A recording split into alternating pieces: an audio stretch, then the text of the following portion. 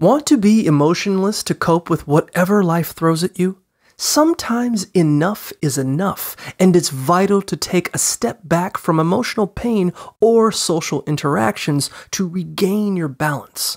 Creating some distance can be beneficial as long as you keep yourself engaged in meaningful activities that align with your goals.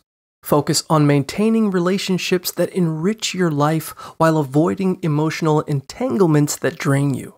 Letting go of past emotions, managing expectations, and seeking professional therapy if needed can help you move forward. Clearly defining what you want in life empowers you to communicate your desires effectively and say no to anything that doesn't serve your interest. Building mutually beneficial relationships can enhance your journey, and it's okay to limit small talk and social obligations to protect your time and energy. Ultimately, taking these steps can lead to greater emotional well-being and personal success.